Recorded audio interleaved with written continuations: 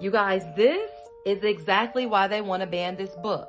And this is why they did ban one of her books earlier this summer.